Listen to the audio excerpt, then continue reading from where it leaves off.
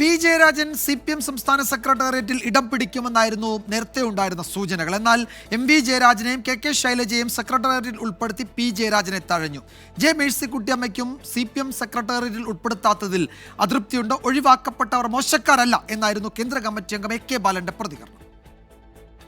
സംഘടനാ ദൗർബല്യങ്ങൾ പരിഹരിച്ച പരാതികളില്ലാതെ CPIM സംസ്ഥാന സമ്മേളനം പൂർത്തിയാക്കിയെന്ന നേതൃത്വത്തിന്റെ അവകാശവാദങ്ങൾക്കിടെയാണ് അതൃപ്തി പടരുന്നത്.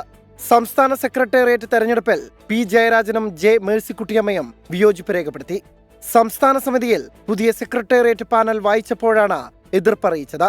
1998 പാലക്കാട് സമ്മേളനത്തിൽ സംസ്ഥാന സമിതിയിൽ എത്തിയവരാണ് പി ജയരാജനും മേഴ്സിക്കുട്ടിയമ്മയും. പി ജയരാജനെ സംസ്ഥാന സെക്രട്ടേറിയറ്റിൽ ഉൾപ്പെടുത്താത്തതിൽ മകൻ ജെയിൻ രാജ വാട്സപ്പ് സ്റ്റാറ്റസിലൂടെ പ്രതിഷേധം പ്രകടമാക്കി. ജയരാജനെ അനുകൂലിക്കുന്നവരും സമൂഹ മാധ്യമങ്ങളിലൂടെ പ്രതിഷേധം അറിയിക്കുന്നുണ്ട്. എല്ലാവരെയും കമ്മിറ്റിയിലെടുക്കാൻ കഴിയില്ലെന്ന് കേന്ദ്ര കമ്മിറ്റി അംഗം AK ബാലൻ. പ്രായപരിധി പ്രശ്നം ഞാൻ 70 എന്നുള്ള അഭിപ്രായം. കാരണം ഞാൻ നിങ്ങളോട് സമ്മേളനം തുടങ്ങുന്നതിനേക്കാളും മുമ്പേ പറഞ്ഞല്ലോ. കാരണം പുതിയ ചെറുപ്പക്കാർക്ക് അവസരങ്ങൾ നൽകാൻ ഒരു 70 വയസ്സാണ് നന്നാകുക.